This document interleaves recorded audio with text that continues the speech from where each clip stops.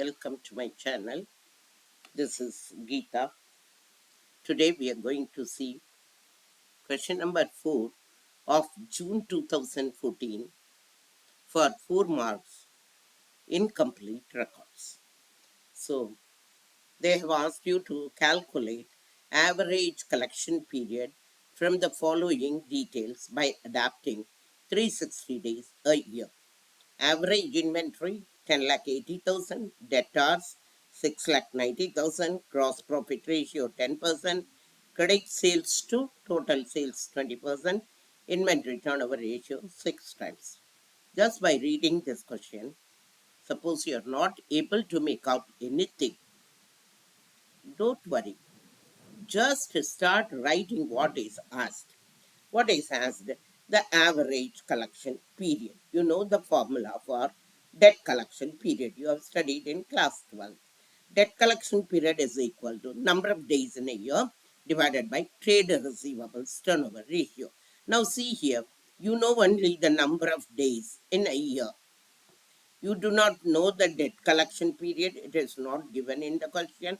Trade receivables turnover ratio not given in the ratio. So you will not be able to equalize the LHS to RHS. So you cannot find out from this formula.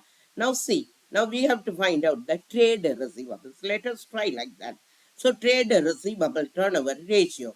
What it is? It is credit revenue from operations divided by average trade receivables. At least two things you should know to find out or equalize the LHS to RHS. Now see here, we do not know the trade receivables turnover ratio. It is not given. Only inventory turnover ratio is not given. Sorry. Credit revenue from operations also we do not know. But we know the average trade receivable. Average trade receivable is 6,90,000. What is the formula for average trade receivable? It is opening trade receivable plus closing trade receivables divided by 2. In case opening trade receivable is not given, you always to take the closing trade receivable as average trade receivable. But keep it in mind that don't divide it by 2. Just take that. So here 6,90,000 is your average trade receivable. I know this. See here. I know this 6,90,000. So this I know. 360 days in a year. So here I was not able to calculate because I do not know both the things. Here also I am not able to calculate because I do not know credit revenue from operations either nor this trade receivables. So let me find out the credit revenue from operations. Now you proceed like that. What is the credit revenue? Here in the question they have given it is 20% of total sales. I do not know the total sales also. So now I have to find out the total sales. So calculation of total sales. So what is, they have given me one thing, GP ratio and inventory turnover ratio. So now I know inventory turnover ratio. This is given as 6 times. And I know average inventory. And average inventory is given in the question as 10,80,000. 10,80,000. So I can easily find out the cost of goods sold. This is I have to find out.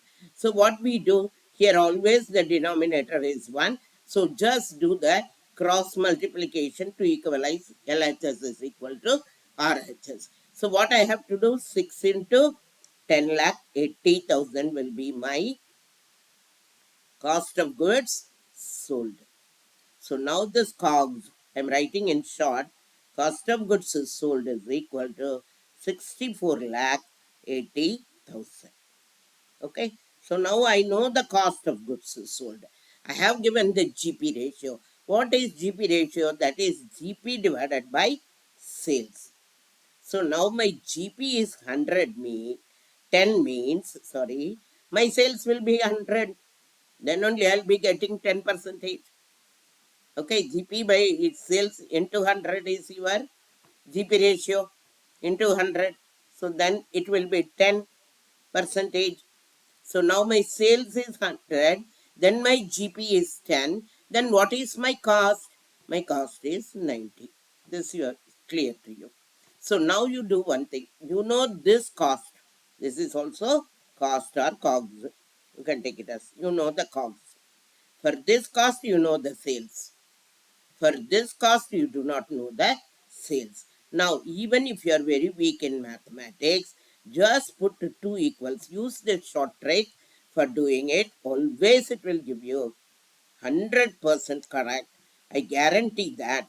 What you have to find out, you just keep it on the right hand side. We have to find out sales, actual total sales. So keep it in the second line. You have to find out total sales. Now, what sales you know? You know sales is 100. Against this sales, you know the cost is 90. So right here, if cost is 90, rupees 90, then sales is equal to 100. So I know the cost of goods sold is 64 lakh 84,000. If cost of goods sold is 64 lakh 80,000, what is my sales? Simply do one thing.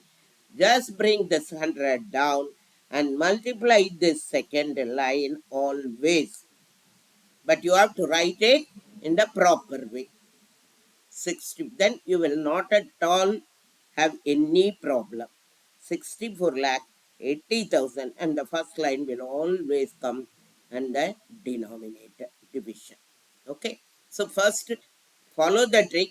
Keep two equals. Put the question mark in the second one. What is ours right here? Sales means then you have to write sales only. You should not write something else. So what sales you know? I know 100. Against this 100, what is my cost? 90 rupees. Hope it's clear to all of you. Now my cost, actual cost is 64 80,000. And what is my sales? This will come to you 72 lakhs. Now I know the total sales. They have given, this is my total sales. They have given me credit sales is 20%. Then what is my credit sales? That is 20% to total sales. So 72 lakh into 20 by 100. That gives you 14 lakh 40,000. This is my credit revenue from operations, or you call it as credit sales. So this is my credit revenue from operations. Now I can go back to my question. See here, I want the credit revenue from operations divided by trade receivable is equal to my trade receivable turnover ratio. So now my trade receivables turnover ratio is equal to credit revenue from operations divided by average trade receivable. I am not writing the formula again just to save the time. This gives you 2.08 times. Always these turnover ratios are represented in times. 2.08 times. Now I can go to the debt collection period. Debt collection period in days.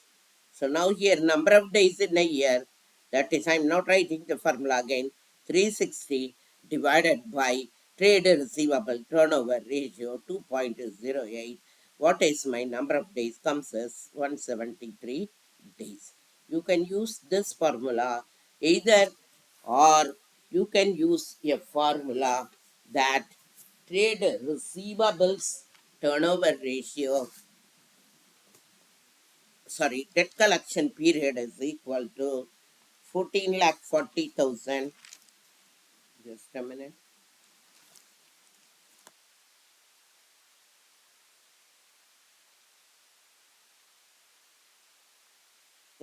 Debt collection period is equal to, you can use one more formula also, average trade receivable, whatever you find easy, you can do that. 360 divided by 4. Credit revenue, net credit sales. Net credit sales. Still, you will get the same answer. That is, average trade receivable is 6,90,000 into 360 divided by 14 lakh 40,000. Any formula which you find easier that you study in your state board, you study like that. So if you are remembering that formula, you use that formula. Otherwise, you can use this formula also. You will be getting 172.5 days. That comes to 173. You cannot write 172.5. So that is 173 days. Hope it's very, very clear. Just practice and keep learning. Thank you for watching my video. If you like my videos, please like, share, and subscribe. And do not forget to comment. Any clarification still required, please leave it in the comment box. I'd be very happy to answer to that. And don't forget to give a thumbs up and share it with your friends and whosoever interested in these type of videos. Thank you for watching.